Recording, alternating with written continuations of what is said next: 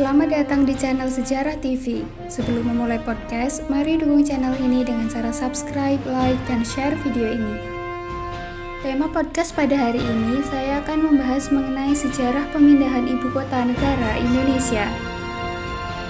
Indonesia telah berencana untuk memindahkan ibu kota negara ke wilayah Penajam Pasir Utara, Kalimantan Timur.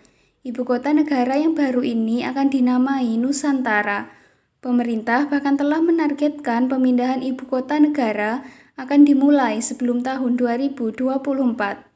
Rancangan infrastruktur ibu kota negara baru juga telah disiapkan. Rencana pemindahan kantor-kantor pemerintahan juga telah disusun dengan matang. Kantor Presiden dan Wakil Presiden akan dipindah paling awal, menyusul selanjutnya sejumlah kementerian.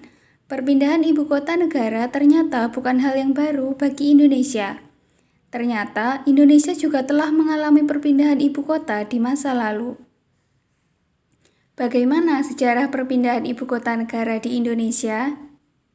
Indonesia pernah beberapa kali melakukan pemindahan ibu kota negara. Setelah proklamasi kemerdekaan Indonesia, Belanda melancarkan agresi militer untuk merebut kembali wilayah jajahannya.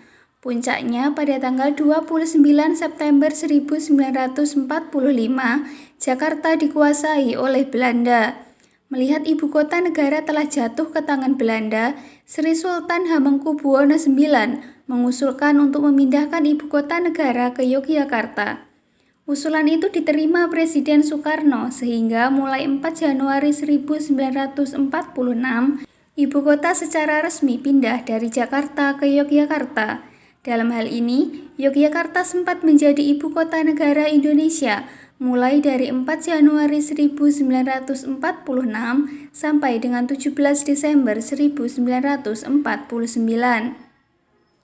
Agresi militer Belanda yang kedua membuat Yogyakarta selaku ibu kota negara jatuh dikuasai Belanda. Bahkan Presiden Soekarno ditangkap dan diasingkan. Maka dari itu, Syafruddin Prawira Negara yang menjabat sebagai Menteri Kemakmuran RI ditunjuk untuk menjalankan pemerintahan darurat di Bukit Tinggi. Bukit Tinggi menjadi ibu kota pemerintahan darurat Republik Indonesia atau PDRI, menggantikan Yogyakarta yang jatuh ke tangan Belanda mulai Desember 1948 sampai dengan Juni 1949. Selanjutnya, kota Bireun, Aceh sempat menjadi ibu kota negara selama 1 minggu sejak 18 Juni 1948. Apa latar belakang pemilihan Kalimantan Timur sebagai ibu kota baru Indonesia? Seperti dilansir CNBC Indonesia, pemerintah mempertimbangkan banyak hal mengenai pemilihan lokasi ibu kota negara yang baru, antara lain: pertama, resiko bencana alam di Kalimantan Timur relatif rendah. Minimalnya resiko banjir, tsunami, kebakaran hutan, gunung Merapi, maupun tanah longsor menjadikan Kalimantan Timur sebagai wilayah yang ideal untuk dijadikan ibu kota negara. Kedua, Kalimantan Timur merupakan wilayah yang strategis karena terletak tepat di tengah-tengah Indonesia. Ketiga, lokasi ibu kota negara yang baru berdekatan dengan wilayah perkotaan yang sudah berkembang, seperti Balikpapan dan Samarinda. Keempat, infrastruktur relatif lengkap. Kelima, tersedia lahan yang dikuasai pemerintah seluas 180.000 hektar. Selain itu, wilayah Kalimantan Timur juga menyimpan sejarah berharga bangsa Indonesia. Indonesia yang sekarang dikenal sebagai negara dengan penduduk muslim terbesar di dunia, namun wilayah Indonesia di masa lalu pernah berdiri kerajaan-kerajaan Hindu-Buddha besar yang menjadi pusat perdagangan dunia. Kejayaan dan era keemasan Nusantara terjadi justru pada masa kerajaan Hindu-Buddha. Salah satu kerajaan Hindu yang berpengaruh adalah Kerajaan Kutai Kuno. Kerajaan Kutai Kuno merupakan kerajaan yang besar dan kaya, terletak di wilayah Kalimantan Timur. Kerajaan ini juga disebut Martapura, berpusat di Muara Kaman, hanya 5 jam dari titik nol ibu kota negara yang baru.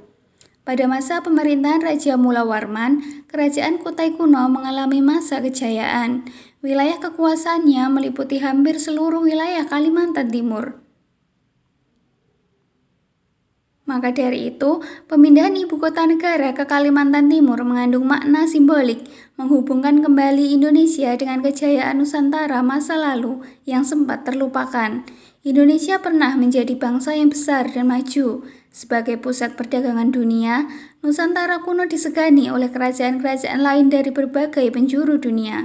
Pemindahan ibu kota negara ke Kalimantan Timur, wilayah yang pernah menjadi bumi pertiwi kerajaan besar Kutai kuno, diharapkan mampu memberikan energi baru untuk Indonesia. Indonesia akan berjaya lagi, layaknya Nusantara kuno yang menjadi salah satu wilayah paling penting dan berpengaruh di mata dunia. Mengapa Indonesia melakukan pemindahan ibu kota? Pemindahan ibu kota negara dilakukan dengan mempertimbangkan hal-hal sebagai berikut. Pertama, pemerataan kepadatan penduduk.